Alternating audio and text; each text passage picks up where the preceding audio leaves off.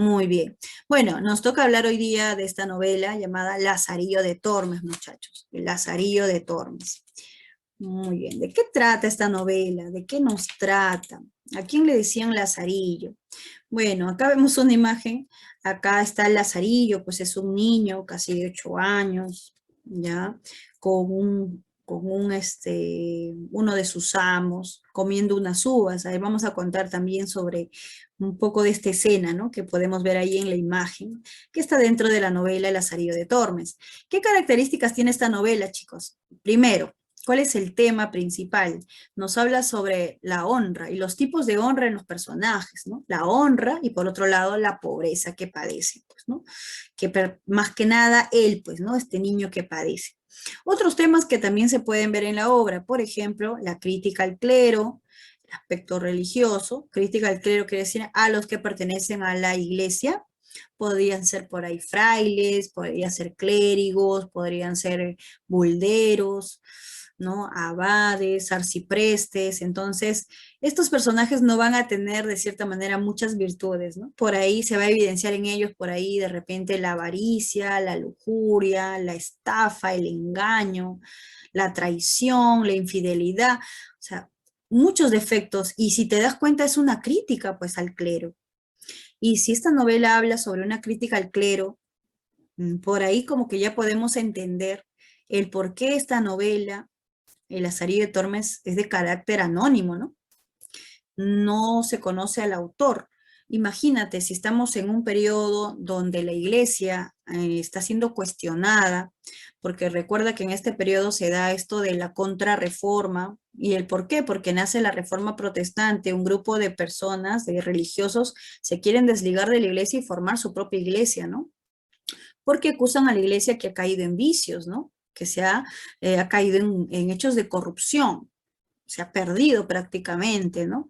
Y se ha alejado de Dios, ¿no? De lo que realmente debería, de cierta manera, pues, debería difundir o fortalecer, ¿no? El acercamiento a Dios, se ha alejado más bien de él y ha caído en vicios mundanos. Muy bien, entonces se da lo que es la reforma protestante, recuerdan. Y justamente una reacción en contra de esa reforma protestante para poder defender a la Iglesia Católica aparece la contrarreforma, encabezada, pues, ¿no? Por San Ignacio de Loyola, ¿sí? Y que trata, pues, ¿no? De nuevamente poner orden en la iglesia para que esos ataques que le están siendo dados, bueno, pues, no tengan razón de ser, pueda él recuperar lo que era la iglesia. Y bueno, pero también se establece una institución muy importante acá para poder dar castigo a todos los que están en contra de la Iglesia Católica. Tú recordarás a esta organización que se llamaba la Santa Inquisición, ¿no? Oye, pobre de ti que estés hablando mal de la iglesia o de sus representantes o cuestionando, ¿no? ¿No? Cuestionando a la iglesia. Entonces ibas a ser castigado, sancionado, ¿no? Ejecutado, ¿no? La horca, por ahí, de repente, la guillotina, o entre torturas y otros castigos más.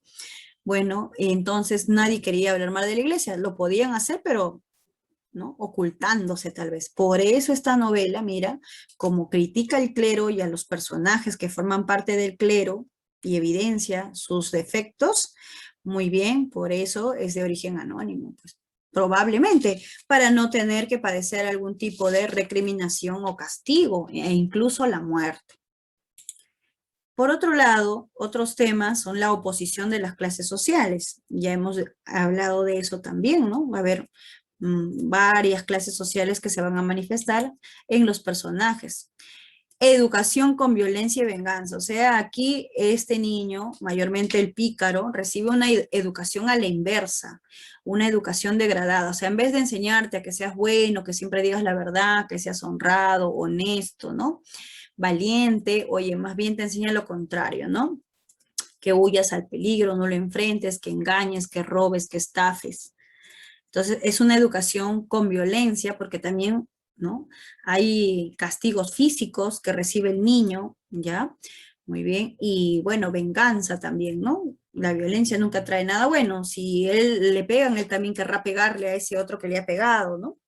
Entonces es así, ¿no? La violencia, la educación es a la inversa y con violencia, es dura, pues, ¿ya? Por otro lado, vamos a ver pues lo formal ya, ¿no? Al ser una novela, pertenece al género narrativo. La especie es considerada novela picaresca.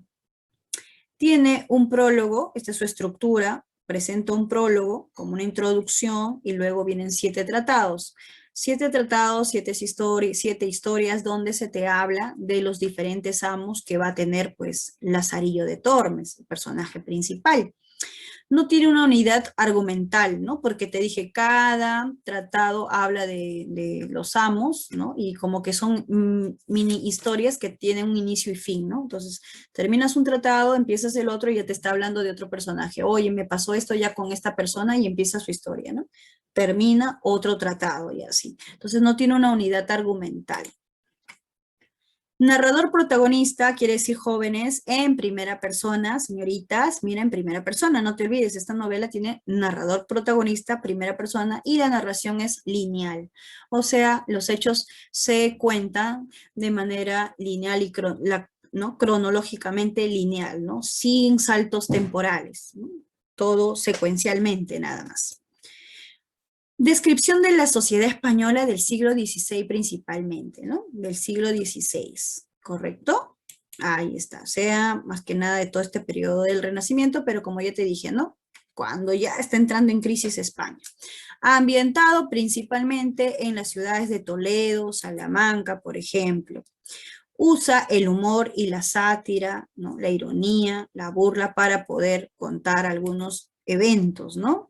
Algunas anécdotas que padece o que vive Lazarillo, de tendencia realista, porque te plasma a la sociedad española de la época, ¿no? Tal como es, como se evidencia en ese momento.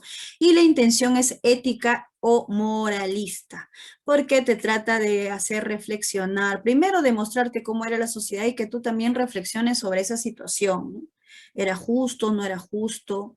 Y tú puedas sacar tus propias conclusiones, ¿no? Entonces también, ¿no? Si está correcto o no lo que hacía el personaje, ¿no? La ética, diferenciar entre el bien y el mal, la moral, ¿no? Muy bien. Los personajes también son de diferentes estratos sociales, ¿no? Ahí podemos ver eso también. Ya. A ver, veamos el argumento de esta novela picaresca. Vamos a leerlo nada más, en este caso, y luego vamos a ir contando la historia. Este es el argumento, como un pequeño resumen de toda la novela, pero así a un grosso modo, nada más. En esta novela se cuenta la vida de un niño de Salamanca en el siglo XVI, este niño, ¿no? Llamado Lázaro de Tormes, desde su nacimiento y su mísera infancia hasta su edad adulta. O sea, prácticamente la novela abarca desde cuando él era un niño hasta que se convierte ya en un adulto, ¿no? Y toda su vida, todas las carencias que va a tener que padecer. Debido a su origen humilde, Lázaro se ve en la obligación de trabajar para otros en calidad de lazarillo. Quiere decir, cuando hablamos de Lazarillo, aparte que ese era su nombre, Lázaro Lazarillo, es como un guía, un ayudante, ¿no? De otras personas. Por eso va a tener muchos amos, dice, para poder saciar su hambre, además de usar todo su ingenio y picardía para poder sobrevivir a través de aventuras y desgracias. Principalmente desgracias, lamentablemente es así, ¿no? No va a tener muchas cosas buenas que le van a pasar a este jovencito. Muy bien. Ahora, yo quiero que veas esta imagen porque cuando te voy contando la historia vas a tener que recordar esta imagen que ves por acá como Lazarillo está tomando con un sorbete, pues acá el vino de este jarrón, mientras que este señor está acá, pues, ¿no? Cogiendo el jarrón, pero mira sus ojos, él es ciego, él no ve. Entonces, supuestamente él no sabe que alguien está tomando de su vino, ¿no? ¿Ya? Y también quiero que tengas en cuenta esta imagen que por acá está en la primera, aquí, cuando Lazarillo está comiendo las uvas con el mismo ciego, ¿ah? Con el mismo señor, ¿no? Este mismo personaje, el ciego, comiendo las uvas. ¿Ya? Quiero que te acuerdes de esas imágenes. Muy bien, a ver, vamos a hablar entonces, ya empezando a la obra. Primero el prólogo, ¿no? El prólogo. ¿Qué nos dice? En la parte de la introducción de esta novela nos dice lo siguiente: Lázaro, en esta parte del prólogo, justifica pues a través de sus razones ¿no? A través de sus razones la escritura de sus cartas. ¿Cuál es la intención? Él quiere que conozcan su historia, ¿no? Quieren que conozcan su historia, los demás, ¿no? En el primer tratado nos dice, narra sus orígenes primero. Primer tratado ya. Narra sus orígenes, el nombre de sus padres, su ciudad natal y su primer amo. ¿Quién fue? Bueno, el protagonista nos dice que nace ¿en dónde? En el río Tormes, por eso se llama el Lazarillo de Tormes, y ahí adopta su nombre, ¿no? Por eso dice el cual dio origen a su nombre y apodo. Fue hijo de Tomás González y Antonia Pérez. Ellos fueron sus padres. Su padre era un molinero, o sea, alguien que no era adinerado, ¿no? Que trabajaba en un molino, quiere decir moliendo los granos, probablemente haciendo harina, ¿no? Para poder hacer el pan, etcétera, ¿no? Trabajaba en un molino, cometió robos y fue perseguido por la justicia. Lamentablemente, ¿no? El padre de Lázaro se involucra en un delito y lo deja pues solo con su madre a temprana edad. Luego el papá dice que tuvo que ir a la guerra contra los moros, ¿no? Sirve como mulero a uno de los caballeros y allí murió cuando Lázaro tenía solo 8 años. Aparte que él, su padre, bueno, lo abandona porque va a prisión, también luego fallece cuando ya tiene que trabajar para otra persona. Entonces Lázaro se queda huérfano solamente con la madre a solo 8 años, ¿no? A los solo 8 añitos nada más. Y la madre también pues no era adinerada, obviamente. Su madre ante la necesidad económica y sin el esposo y después también sin el negro Zaide tuvo que entregarlo a un amo.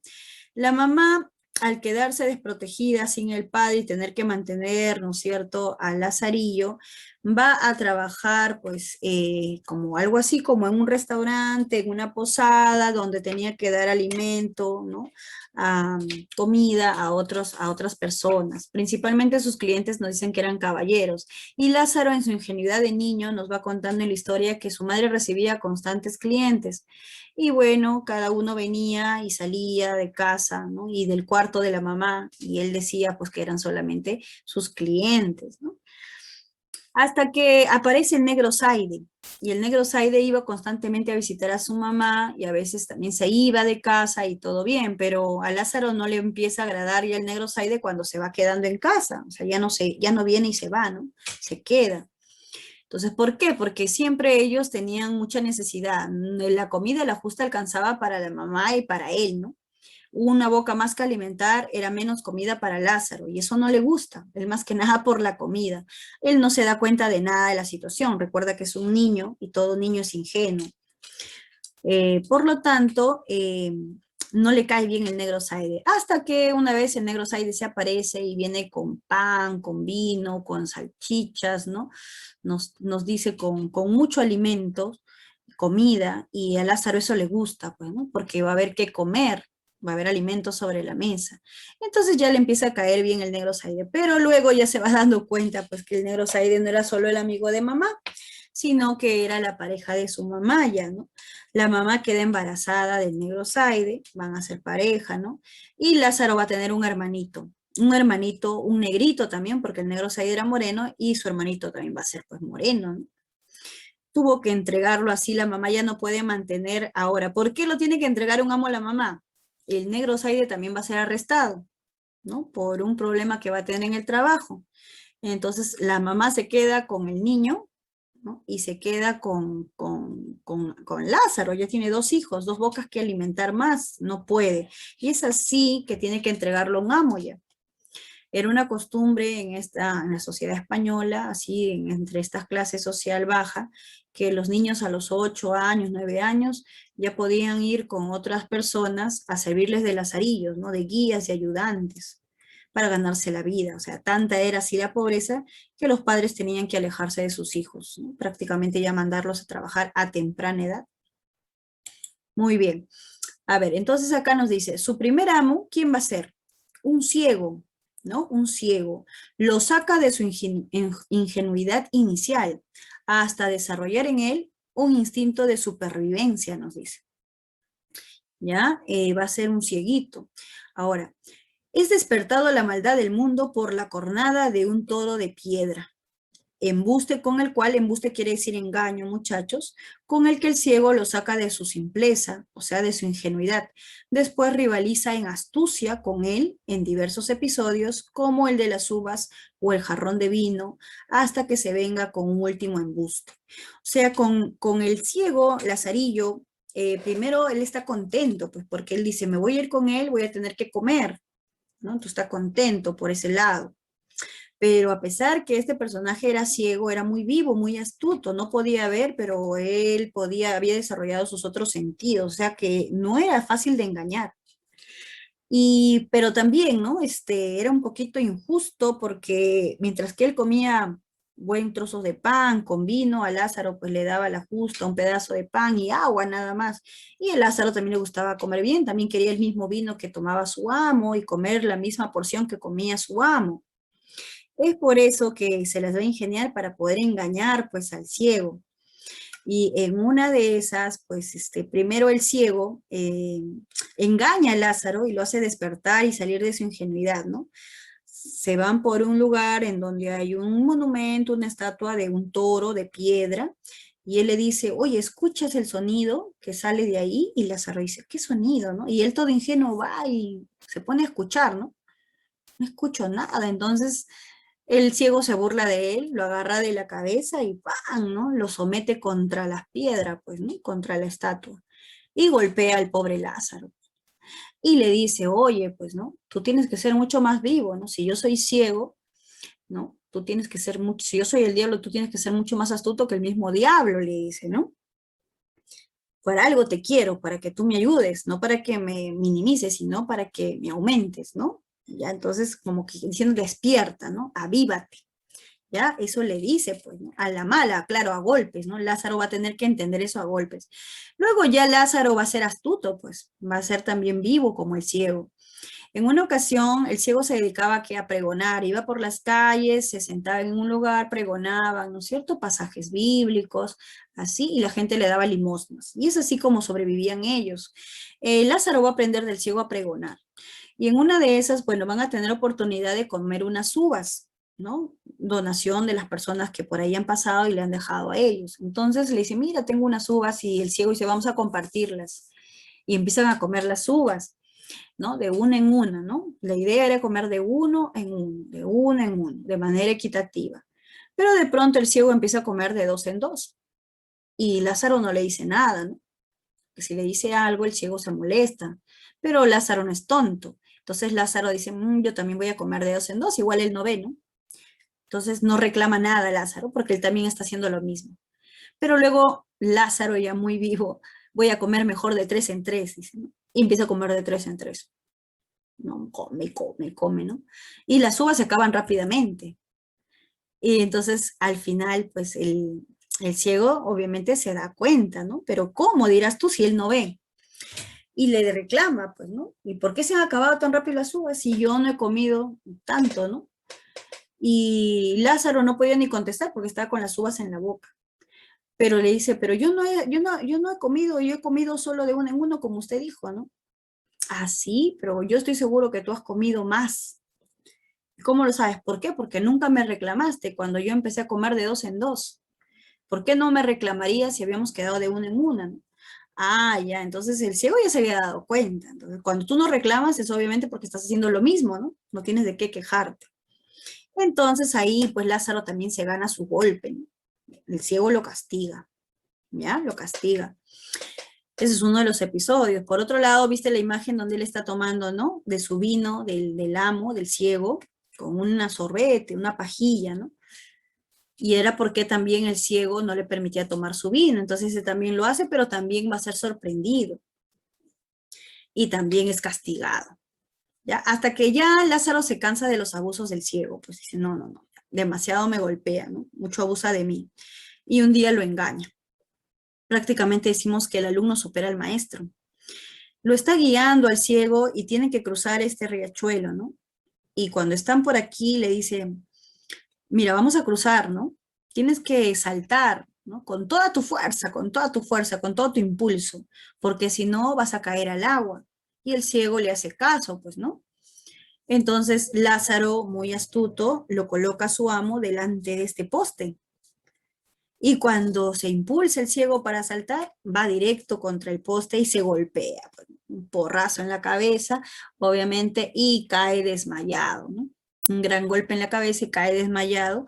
Y Lázaro no iba a estar ahí cuando él despierte, porque si él despertaba, obviamente iba a castigar a Lázaro, lo iba a moler a golpes. Es así que Lázaro decide abandonar. ¿Ya? Entonces se queda sin amo. Pasamos al segundo tratado y ahora pues él está buscando otro amo porque ahora con quién va a estar, ¿no? ¿Con quién va a vivir? ¿Quién le va a dar de comer aunque sea un pedazo de pan? Luego le va a servir, va a encontrar a quién, a un clérigo, a un personaje pues que vive, ¿no? Un religioso, ¿no? Un personaje de la iglesia, ¿no? Es un clérigo. Muy bien, entonces, ¿quién lo mata de hambre? O sea, este clérigo es mucho más tacaño, avaricioso que el ciego. O sea, pobre Lázaro, pensando que ha conseguido un mejor amo, va a caer de mal en peor, ¿no? Dice, y a quien le robaba pedazos de pan de un cofre.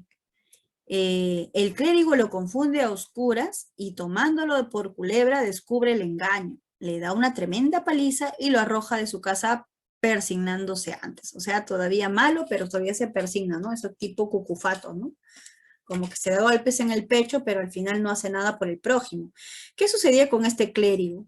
Él recibía muchas donaciones de las personas, pero era tan así mezquino con sus alimentos, su comida, sus bienes, que su comida la guardaba en un cofre con llave y con candado. Y el pobre Lázaro le daba unas migajas para que coma, ¿no? Lázaro siempre tenía hambre y Lázaro se las ingenia, pues porque Lázaro no es nada tonto, recuerda, se ha despertado, ¿no? Bien, entonces él nota pues que este ciego donde guarda la llave y hace lo siguiente, ¿no? Ciego en el clérigo, cada vez que el clérigo sale de casa, deja la llave escondida, supuestamente Lázaro no sabe, pero Lázaro a ver si sabía, entonces él abre con la llave, entonces come del cofre, ¿no? El pan, el vino, ¿no es cierto? La longaniza, todo lo que había y luego lo deja todo tapadito, ¿no? Entonces él dice que es raro, pero cuando llega el clérigo encuentra con candado. Dice, ¿cómo, no? ¿Cómo así? ¿Cómo así? Bueno, pero se las ingenia. Lázaro se las ingenia. Lázaro, ¿qué es lo que hace? Luego el clérigo desconfía y se lleva la llave, pero Lázaro muy vivo. Antes de eso, ya se imaginaba que eso iba a suceder, le había sacado un duplicado a la llave. Por ahí pasaba un cerrajero y él le convence, ¿no? Que si le hace el duplicado de su llave para su amo, ¿no? El amo iba a estar muy agradecido y como recompensa, una vez que él haga la llave, el cerrajero, la llave del baúl, él iba a poder coger lo que quería de ese baúl y ese iba a ser su pago. Entonces consigue así la llave. Es así que cada vez que se va el clérigo, a pesar que se lleva la llave consigo, Lázaro tiene su duplicado. Y cada vez que se duerme, Lázaro se colocaba la llave en la boca para no ser descubierto. Entonces, mira, cuando sucede esto, va desapareciendo los alimentos del clérigo, ¿no? Dice, ¿por qué, no? Habrá de repente por ahí ratas, pericotes, o hay el sonido medio extraño, pues un animal que se está comiendo, pues la comida, ¿no? Que está desapareciendo ahí. Y bueno, hasta que un día escucha así como un silbido, ¿no? Un silbido y el clérigo, ¿no? Quiere atrapar a la bestia o al animal que está robándose la comida. Es guiado por su oído hasta que llega donde está Lázaro y descubre que Lázaro estaba haciendo, producía ese sonido porque tenía la llave en la boca, la llave de su baúl. Y es así que va a ser descubierto por el clérigo, pues que él era el ladrón de la comida. Entonces, como bien dice acá, le da tremenda paliza, pues, tremenda paliza y lo bota de su casa. Lo bota de su casa. Otra vez Lázaro se va a quedar sin amo. Ahora pasamos al tercer tratado. Ya aquí se encuentra Lázaro con un hidalgo que iba bien vestido, bien portado. Un hidalgo es, ¿no? Alguien que ha pertenecido a la clase noble, que le ha servido a un caballero, entonces tiene un título nobiliario, ¿no? Tiene buen habla, ¿no? Es bastante culto, refinado, pero dice es un hidalgo arruinado, o sea, ya no tiene dinero, ha caído en desgracia económicamente, ¿no? Cuyo único tesoro son sus recuerdos de hidalguía y de dignidad. Entonces, Se viste así, pero ya no tiene nada. Por eso es que él representa la apariencia, ¿no? La apariencia. Cada amo representa algo, ¿no? ¿Te has dado cuenta? El ciego representa la astucia. El clérigo representa la avaricia, ¿no? Tacaño, mezquino. El escudero va a representar, pues, ¿no? Él es un escudero, un hidalgo, representa lo que es la apariencia. Va a vivir de la apariencia a pesar que no tiene ni un solo peso, ni una moneda en el bolsillo. Lazarillo está contento con él por su apariencia, dice, ahora sí, tengo un buen amo, es amable, me trata bien, se viste bien, este sí me va a dar de comer. Simpatiza con él, ya que aunque no tiene nada, luego que ya se da cuenta, pues que no tiene nada, dice, por lo menos lo trata bien. El escudero termina por abandonar la ciudad y Lazarillo se encuentra de nuevo solo en el mundo. Pero ¿qué sucede en esta historia, no? Él se va con él, aparentemente que era un buen amo, ¿no? Conveniente, un conveniente amo, pero cuando va a su casa se da cuenta que no tiene nada este amo ni en su casa, le ajusta una silla y una cama para que pueda dormir. Y siempre cuando hablan de comida o la hora de que ha llegado la hora de comer, lo evade, dice, no, yo ya comí, tendrás que esperarte hasta el almuerzo o hasta la cena, y así cada vez lo evade, lo evade. Entonces Lázaro se da cuenta, ¿no? Que este amo no tiene nada, ¿no? O sea, está peor que él, es mucho más pobre. Y esa apariencia que tiene solo sale y habla bien, pero no tiene pues nada que le pueda ofrecer.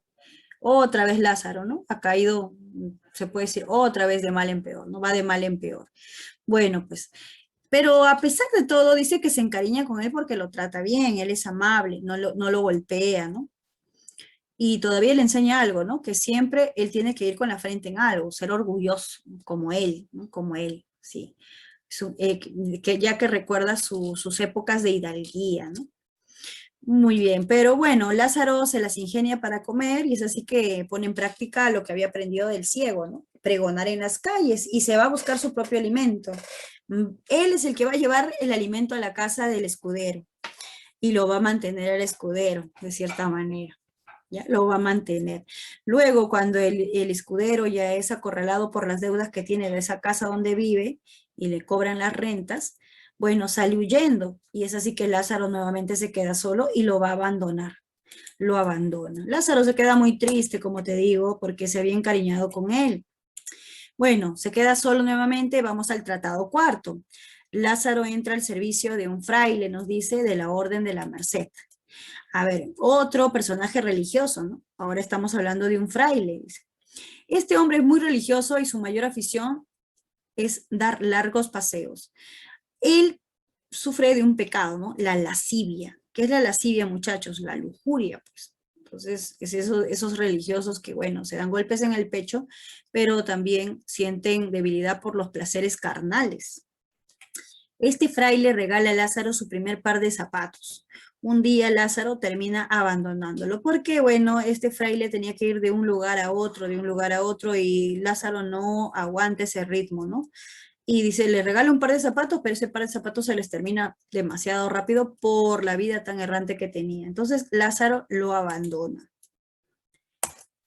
Quinto tratado, Lázaro se encuentra con un buldero, otro personaje, mira, de la religión, ¿no? Otro eclesiástico. Muy bien. Quien se encargaba de vender las bulas papales, ¿no? ¿Y qué eran las bulas papales, profe? Eran una especie de documentos en donde tú le perdonabas un pecado a una persona. Es como que se hacía, ¿no? Negocio con la religión. Tú me das dinero, yo te doy este documento, ¿no es cierto? Donde te digo, te perdono los pecados, ¿no? Ya está, como si fuera así de fácil, ¿no? O sea, haces lo que quieras y luego compras tu perdón y ya estás perdonado, te vas a ir directo al paraíso con Dios. Y bueno, entonces la religión estaba haciendo su negocio. ¿Te das cuenta? Entonces, este buldero representa la estafa. E incluso no se confabula con el alguacil del pueblo para estafar a la gente y así, pues, ¿no? De cierta manera, valerse de la fe que tenía la gente en estos personajes. El buldero y el alguacil confabulan y estafan a los creyentes. De esta manera dramatizan para que la gente crea en los milagros.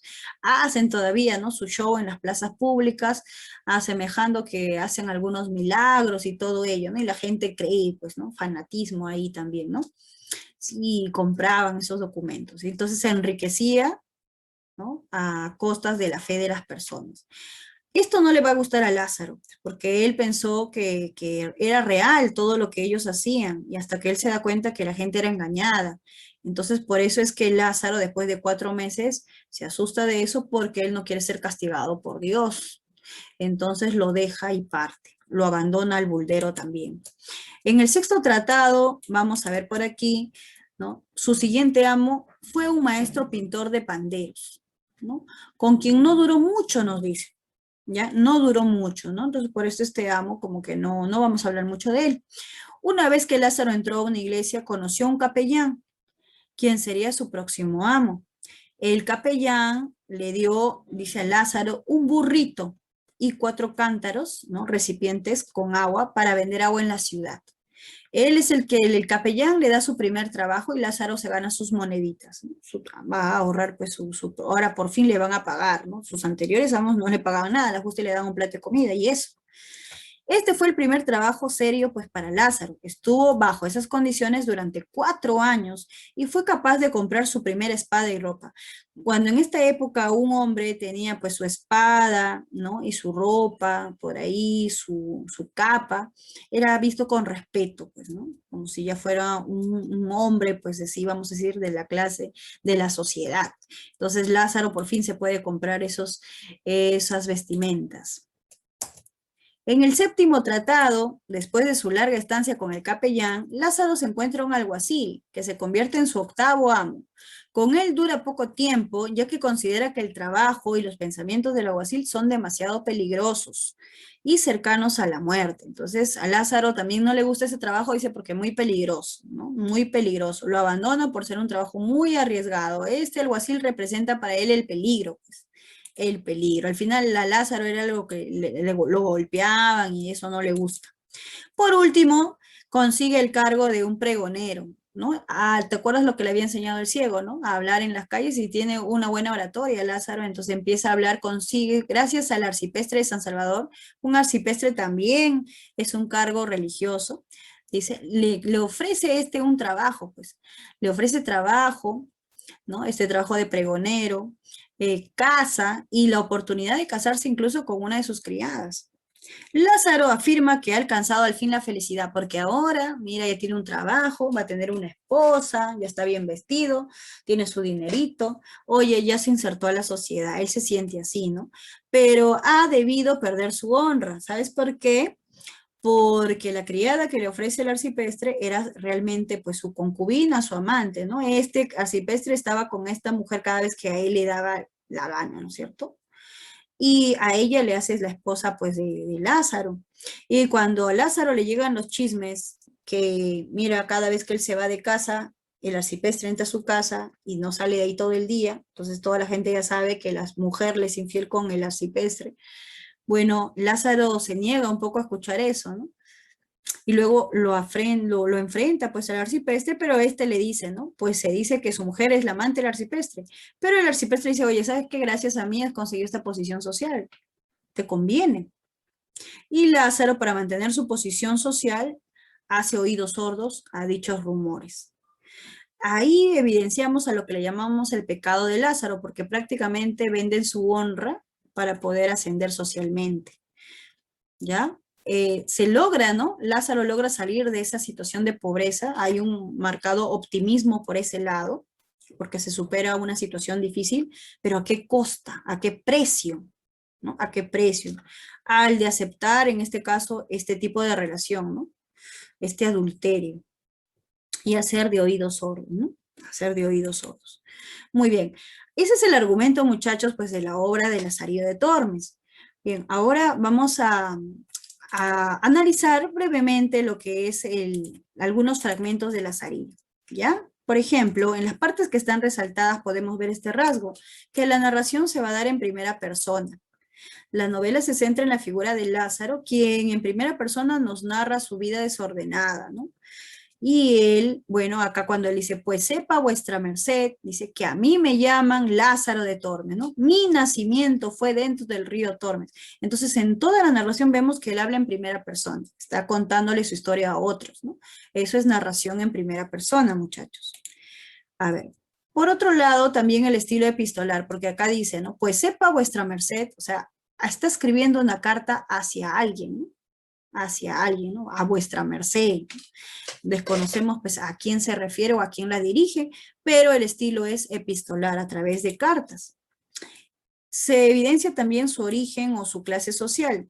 Cuando dice mi nacimiento fue dentro del río Tormes, mi padre era un molinero, y no, entonces mi madre me parió ahí. Uno, por el oficio del padre, no era un oficio, pues vamos a decir, de hidalguía ni de nobleza, y aparte también, pues, ¿no? Por la manera de hablar que tiene el personaje, ¿no?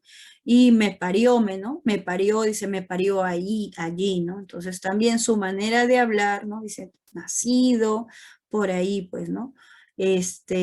Cuando dice mi nacimiento. Entonces, hay varias partes que nos evidencian el habla bastante coloquial o incluso a veces un poco vulgar del personaje, ¿no? O sea, sin ningún tipo de grado de instrucción o educación. Muy bien, la honra y la pobreza constituyen un eje temático. Hay distintas clases de honra, por ejemplo, la del pícaro, la del escudero y la del fraile. Como ya te dije, ¿no es cierto? La honra de Lázaro, vamos a retroceder, es que él, pues, no, pierde esa honra cuando acepta, pues, ¿no? Tener esa relación con la esposa a pesar que ella le era infiel. Pero por acá en este fragmento también vamos a ver otro tipo de honra, ¿no? Dice la del escudero, dice. Allí se me vino a la memoria la consideración que hacía cuando me pensaba ir del clérigo diciendo que aunque aquel era desventurado y mísero, por ventura toparía con otro peor. ¿Y cuál era la honra del escudero? Bueno, vivir de la apariencia, ¿no? O sea, de esa manera siquiera guardar su orgullo, su honra. Pero también, ¿no? Vivir de la apariencia, o sea, no era honesto con los demás. Finalmente allí lloré mi trabajosa vida pasada y mi cercana muerte venidera. Muy bien. Bueno, entonces los tipos de honras son diferentes, ¿no? En el fraile, en el pícaro, en el escudero, pero el tema de la honra es un tema en común, ¿no? La crítica al clero, ¿no? La crítica a a todos los personajes, ¿no? Aquí al clérigo, al buldero, ¿no es cierto? Al arcipreste, entre otros. Muy bien. Dice, hube de buscar el cuarto amo, y este fue un fraile de la Merced, que las mujercillas que digo, las hilanderas del capítulo anterior, me encaminaron, al cual ellas le llamaban pariente. Las mujercillas, dice, gran enemigo del coro y de comer en el convento, perdido en su afición de andar fuera, amicísimo de negocios, seglares y visitar. Tanto que pienso que rompía él más zapatos que todo el convento. Este me dio los primeros zapatos que rompí en mi vida, mas no me duraron 8 días, ni yo pude con su trote durar más. Y por esto y por otras cosillas que no digo, salí de él. Cosillas que no digo, por esto de que el buldero era, pues, ¿no? Un lujurioso también, ¿no? Bueno, habla del buldero, pero acá la imagen es con el clérigo, ¿no? Cuando comía delante del pobre Lázaro y Lázaro solo miraba y le daba justo un pedacito de pan nada más. Muy bien.